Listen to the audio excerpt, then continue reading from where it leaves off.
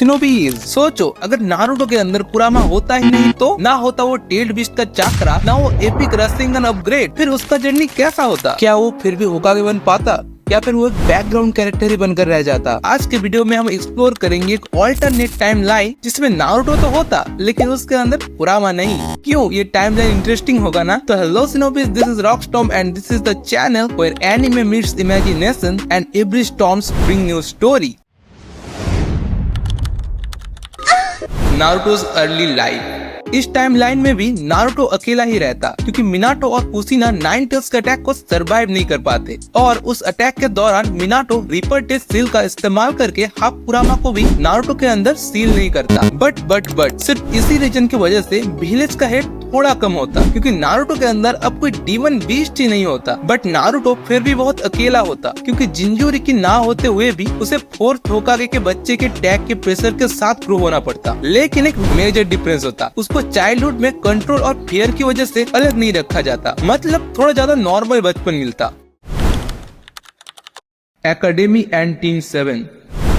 कुरामा के चाक्रा के बिना नारुतो का स्टेमिना और हीलिंग एबिलिटी बहुत ही ज्यादा नॉर्मल होता। इसका मतलब ट्रेनिंग में वो सास्के और साकुरा से हमेशा पीछे ही रह जाता। अब सास्के वर्सेस नारुतो का राइवलरी उतना भी इंटेंस नहीं होता क्योंकि नारुतो हमेशा पीछे ही रह जाता। बट इरुका सेंसेई और टीम 7 के सपोर्ट से नारुतो फिर भी नेवर गिव अप एटीट्यूड रखता, लेकिन पावर गैप बहुत ही ह्यूज होता।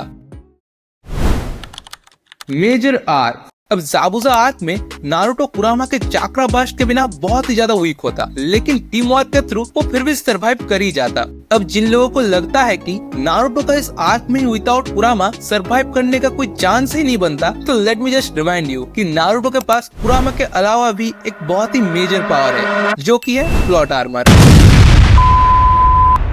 चूनिंग एग्जाम। अब इस टाइमलाइन में नेजी वर्सेस नारुतो का जो फाइट होता वो नारुतो के लिए इम्पॉसिबल लगता क्योंकि नारुतो के पास कोई भी चाक्रा बूस्ट नहीं होता। बट एज इस टाइम तक नारुतो मास्टर जिराया से मिल चुका होता तो फिर जिराया उसे कोई ना कोई jutsu तो सिखा ही देता जिसका इस्तेमाल करके Naruto at the end Naezy को डिफीट कर ही देता।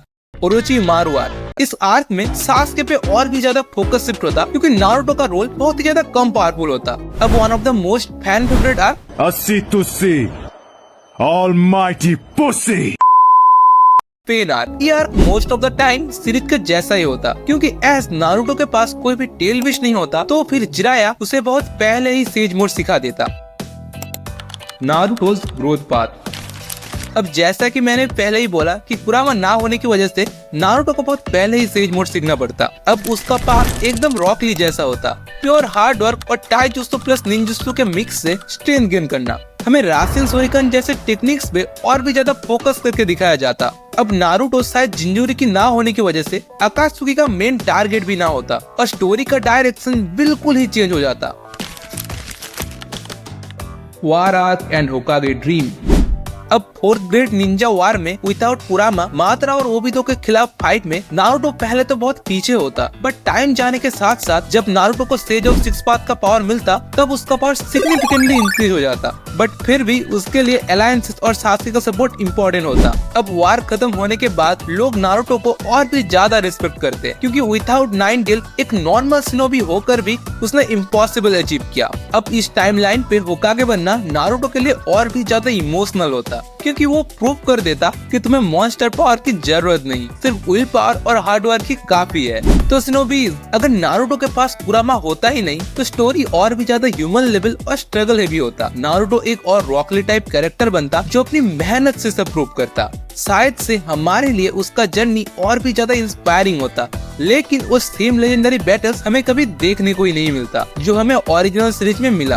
अब शिनोबीज, आप मुझे बताइए, क्या आपको लगता है कि नारुतो बिना कुरामा के भी होकागे बन पाता या उसका स्टोरी एकदम ही अलग होता, लाइक हाशिरामा टाइप? कमेंट्स में अपना ओपिनियन जरूर बताना। तो इसी के साथ थैंक्स फॉर वाचिंग रॉकस्टॉर्म। अगर वीडियो पसंद आया हो तो वीडियो को लाइक जरूर करना और अगर स्टॉर्म को ज्वाइन करना चाहते हो तो सब्सक्राइब जरूर कर लेना। मिलते हैं नेक्स्ट वीडियो में।